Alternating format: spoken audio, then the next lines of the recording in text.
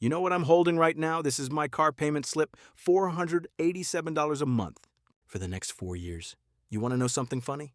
Not haha funny, more like I want to punch myself in the face funny. When I bought this thing 3 years ago, I was making about 35 grand a year. That's before taxes, by the way. After Uncle Sam takes his cut, after health insurance that doesn't cover anything, after the ridiculous cost of just existing in this country, I'm taking home maybe 24, 25,000 if I'm lucky. And I thought, you know what Bill needs? A $17,000 car. Because apparently I'm an idiot. The dealership guy, real nice fella, slicked back hair, cologne that probably costs more than my weekly grocery budget. He looks at me and says, Bill, you deserve this. You work hard. You gotta look successful to be successful. And there's 26-year-old me nodding along like a bobblehead, thinking, yeah, he's right, I do deserve this. Meanwhile, this guy's commission on my stupidity is probably paying for his actual vacation to somewhere I can't even pronounce. But here's the thing. Nobody tells you when you're sitting in that dealership, smelling that new car smell that's apparently pumped in through the vents, because it's designed to make you stupid. Nobody tells you that you just signed up to drive half your annual salary to work every single day. $17,000 on a $35,000 income. Do the math. That's not a car payment. That's financial suicide with heated seats.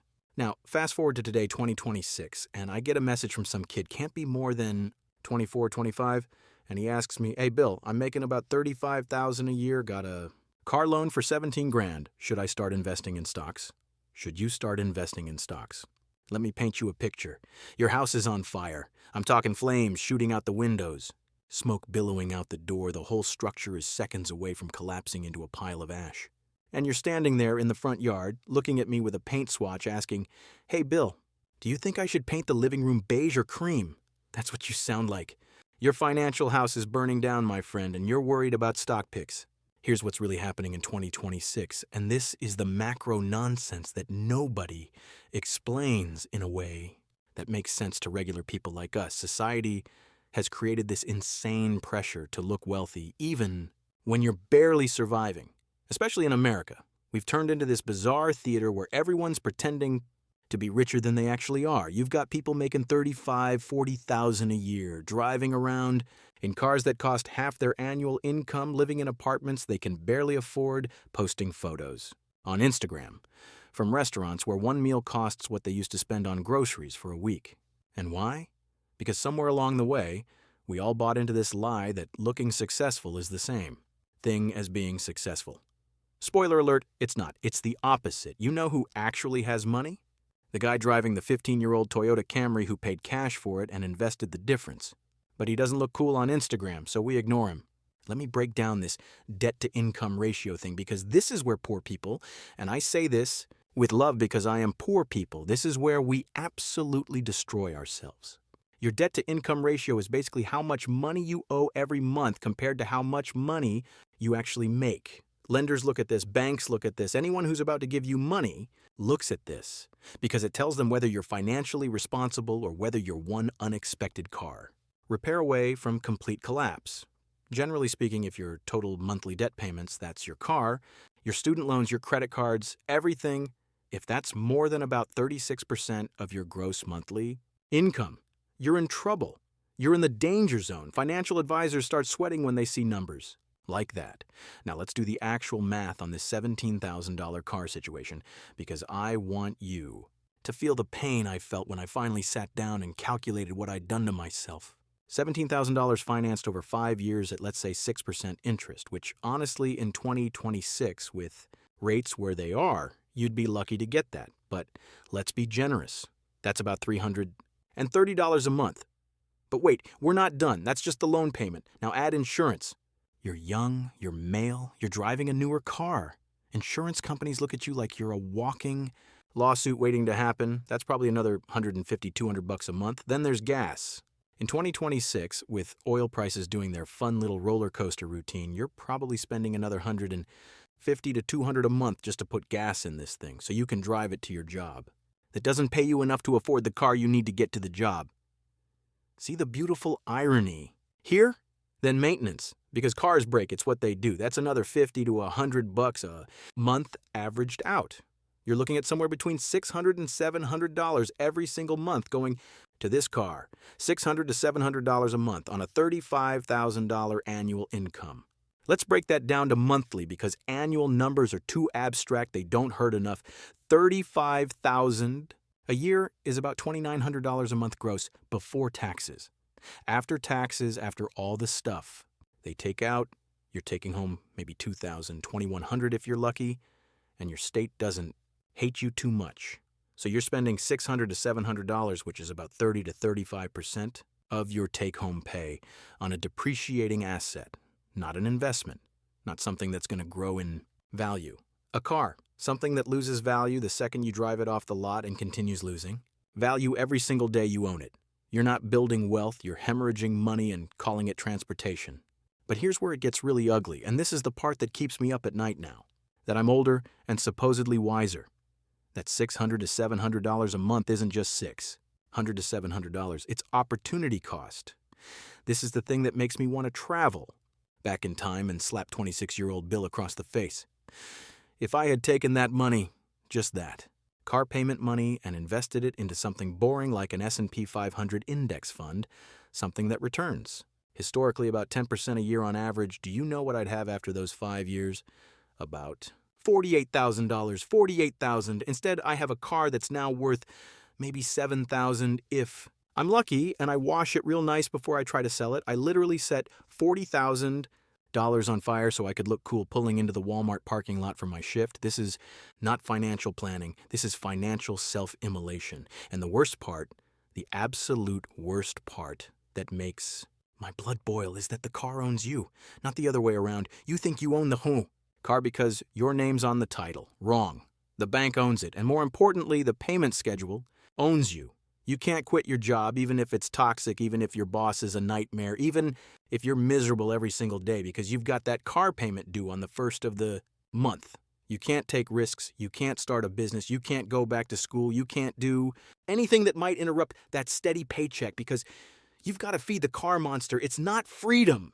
It's a very comfortable, air-conditioned, Bluetooth-enabled prison.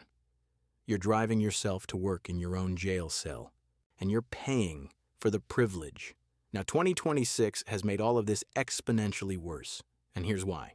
Interest rates have been on this insane journey. The Fed spent years keeping rates near zero. Everybody could borrow money for practically nothing. Then inflation came along like an uninvited guest who ate all the food.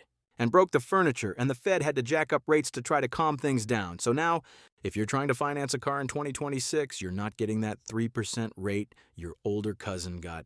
Back in 2020, you're looking at 7%, 8%, maybe even higher if your credit's not great. And let me tell you something about interest that nobody explains properly. Interest is the price you pay for being poor.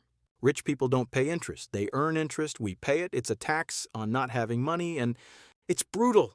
That $17,000 car at 8% interest over 5 years, you're not paying $17,000. You're paying over $20,000 when it's all said and done. You're paying $3,000 just for the privilege of not having $17,000 up front.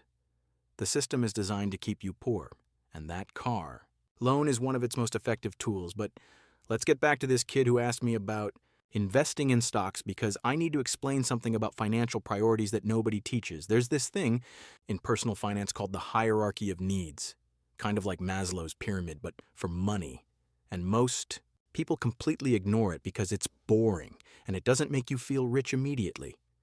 At the bottom of that pyramid, the foundation is not getting completely destroyed by the first emergency that comes along. That's your emergency fund. Above that is not having high interest debt eating you alive. That's credit cards. That's predatory loans.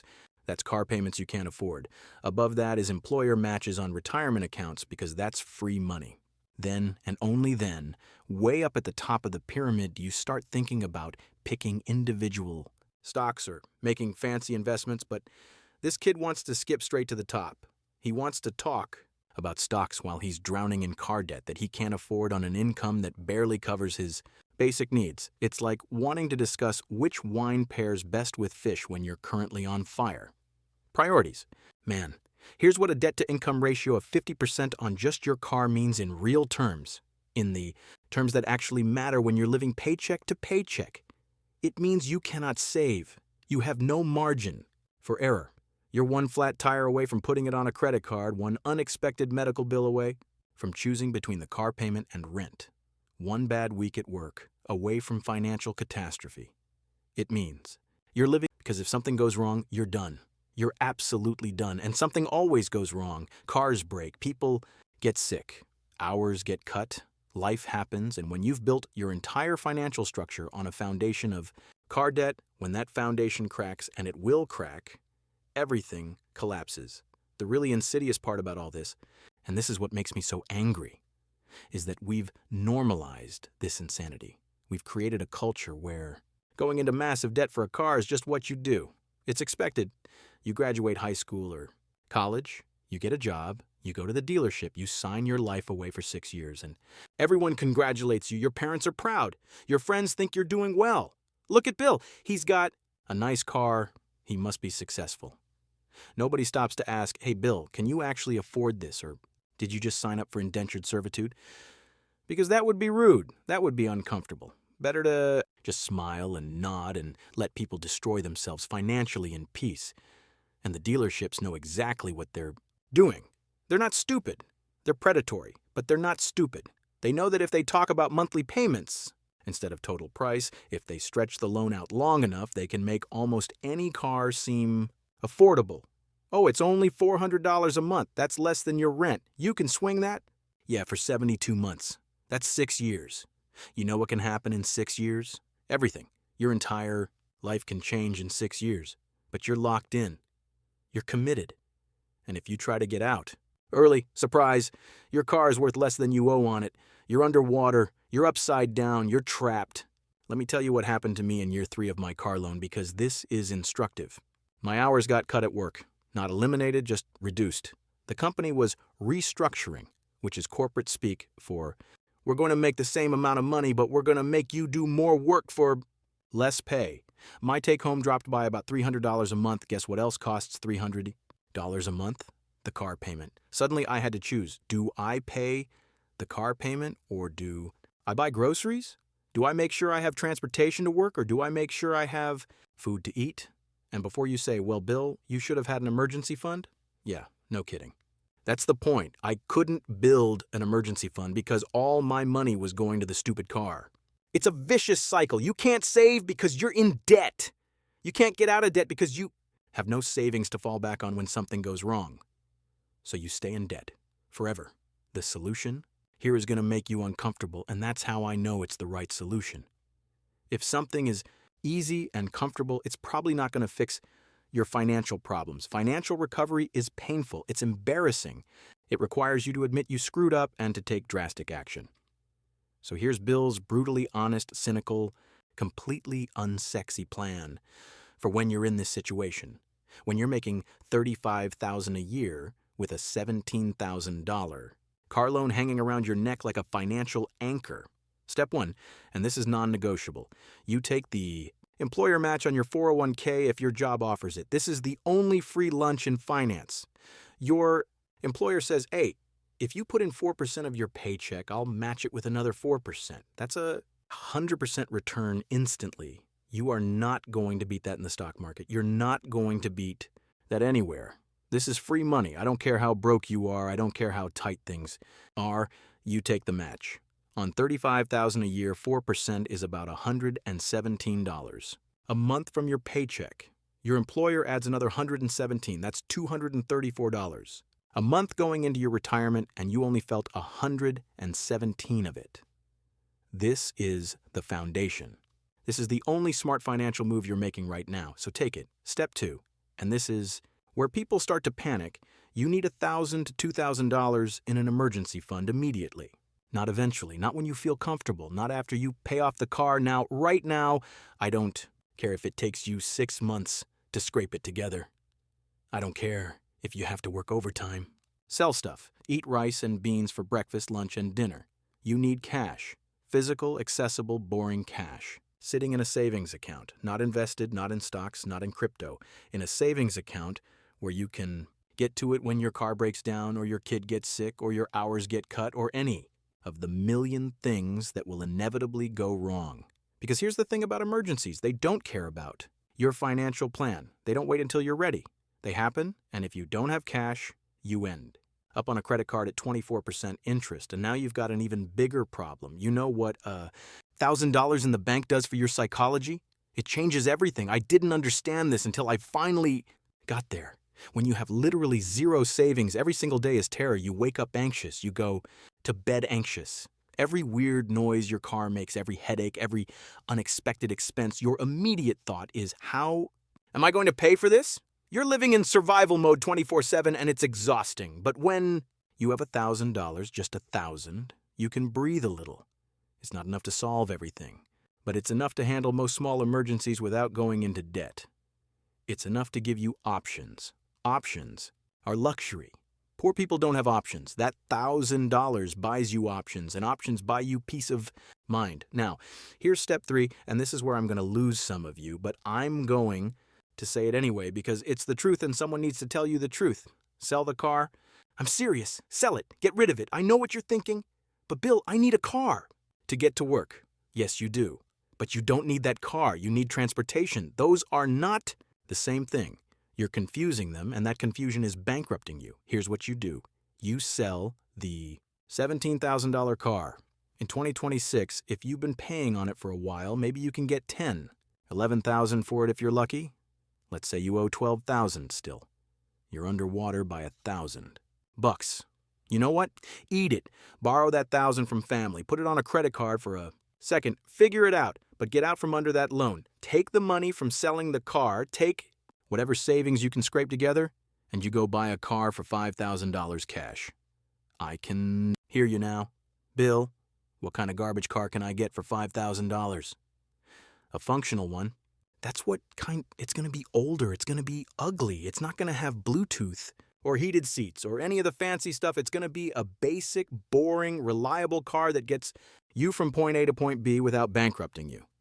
Something like a Honda Civic from 2008, a Toyota Corolla from 2010, maybe a Mazda 3 if you're lucky. These cars exist. They're not sexy. Nobody's going to be impressed when you pull up, but you know what? You own it, free and clear, no monthly payment. No bank hanging over your head, just a car that you own that costs you only gas and basic maintenance. Your monthly car expenses just went from $600-700 to maybe $200 for gas and insurance on a cheaper to insure car. You just freed up $400 to $500 a month. Let me explain what that $400 to $500 a month means in terms of changing your life. That's your emergency. Fund built in 4 months instead of taking 2 years. That's the ability to start actually building wealth instead of just trying not to drown. That's breathing room, that's options, that's the difference between living in constant anxiety and actually having a chance at financial stability. But it requires you to let go of your ego. It requires you to be okay with driving something that doesn't impress anyone. And in 2026, when everyone's trying to look rich on Instagram, when everyone's pretending they're doing better than they are, this is hard. This is really hard. You're going to feel like a failure driving that old Civic while your coworker pulls up in a brand new whatever. But here's what I learned, and I learned it way too late. Your coworker in the brand new car is broke. He's broker than you are because at least you're trying to get out. He's still in the trap. He's still paying $700 a month to look successful while eating ramen and living with his mom. You can't see his bank account. You can't see his anxiety. You just see the shiny car, but the shiny car is a lie. It's a facade. It's financial theater, and you're in the audience, watching it thinking you should be on stage too. No. Get off the stage, stop performing, start surviving. The mental shift required to do this is enormous, and I want to be honest about that. You're going to feel embarrassed. You're going to feel like you failed. When your friends ask what happened to your car, you're going to want to lie. You're going to want to make up some story about how you decided to be more environmentally conscious or whatever. But the truth is, you sold it because you couldn't afford it, and it was destroying your financial future. And that truth is humiliating in a society that measures worth by what you drive. But you know what's more humiliating? Being 50 years old and still broke because you spent your 20s and 30s trying to look successful instead of actually becoming successful. Let me paint you 2 pictures, 2 timelines so you can see exactly what choice you're making. Timeline A. You keep the car. You keep making those payments for the next 4 years. You finally pay it off. By then, the car's worth maybe $6,000. You've paid $20,000 for it with interest. You've had no money to save, no emergency fund, no retirement beyond that small employer match. Then the car starts to need serious repairs because it's older now. You either pay for those repairs or you're back at the dealership starting the whole cycle over again. You're 40 years old. You've been working for 15 years and you have essentially nothing to show for it. No savings, no investments, no home. Just a series of cars that you paid way too much for. That's timeline A, and that's where most Americans end up.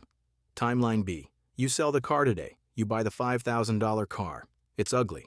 You hate it, but it works. You take that $400 to $500 a month you freed up and you attack your financial life like it's a military operation. First 4 months, you build your emergency fund to $2,000. Months 5 through 12, you max out your Roth IRA contribution, which in 2026 is $7,000 for the year. That's about $583 a month. You do this while also maintaining your 401k employer match. You're now investing close to $800 a month total. You do this for 10 years. Just 10 years of living below your means, driving that ugly car, not trying to impress anyone.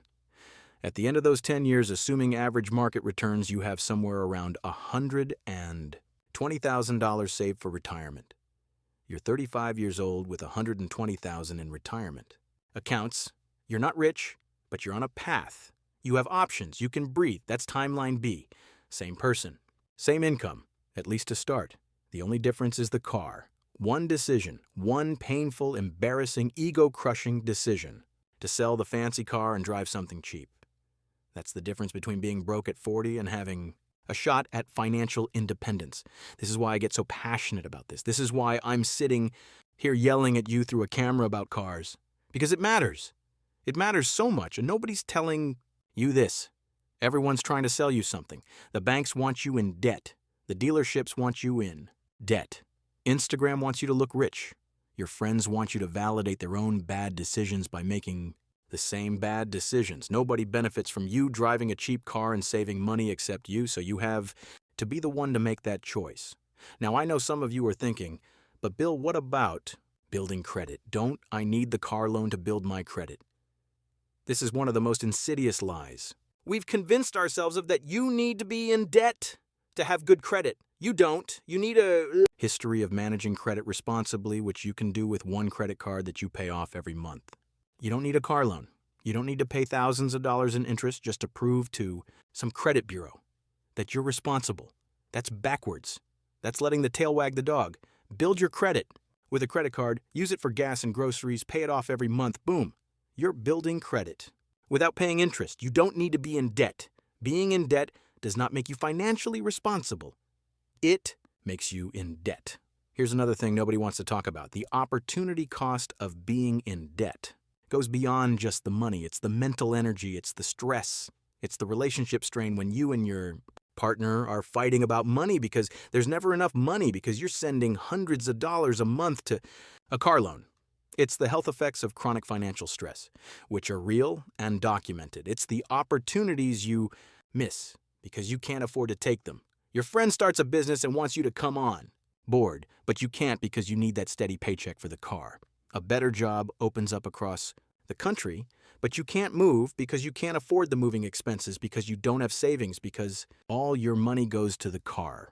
The car is not just costing you the payment, it's costing you your future, your health, your relationships, your opportunities. The real price is so much higher than what's on the sticker.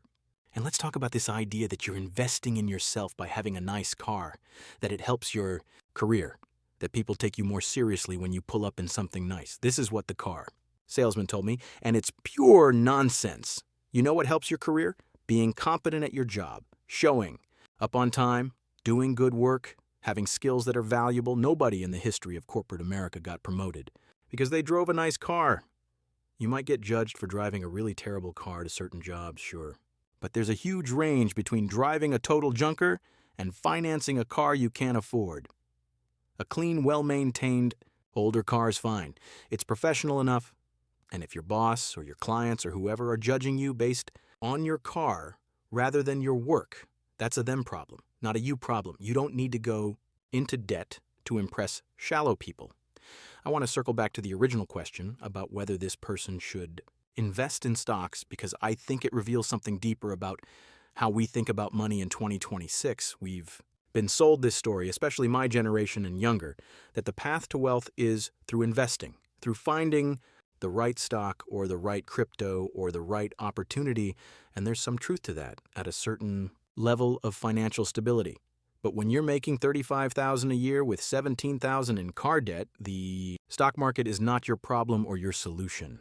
Your problem is that you're hemorrhaging money on a depreciating asset. Your solution is to stop hemorrhaging money. It's not sexy. It's not exciting. You're not going to get rich from it, but you will stop being poor. And that's actually more important. The personal finance industry has done us all a massive disservice by making it seem like wealth building is about picking the right investments, about being smart and savvy and catching the next big thing. For most people, wealth building is about not doing stupid things with your money. It's about avoiding debt. It's about living below your means. It's about being patient and boring and consistent. The tortoise beats the hare, but we all want to be the hare because the tortoise doesn't get any Instagram likes. The tortoise just wins quietly over time and then retires comfortably while the hare is still working at 65 because he's spent everything trying to look fast. So here's my final word on this, and then I need to go stare at my own bills and contemplate my life choices. If you're in this situation, if you're that kid with the $35,000 income and the $17,000 car debt, you have a choice to make right now. You can keep doing what you're doing, keep making those payments, keep telling yourself it's fine, keep hoping something magically changes, or you can admit that you made a mistake, take the painful steps to fix it, and give yourself a shot at a different future. Timeline A or timeline B. Financial theater or financial freedom. The choice is yours, but the clock is ticking.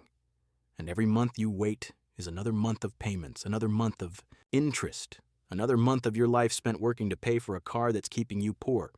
Sell the car. Buy the beater. Build the emergency fund, start actually building wealth instead of building debt. Stop asking about stocks. When your house is on fire, put out the fire first. Then, and only then, we can talk about painting the walls. But first, we got to make sure there's still a house standing. And right now, for a lot of you, there's not.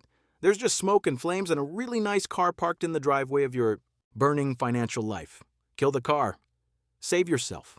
That's the message. That's the only message that matters when you're at this stage. Everything else is noise.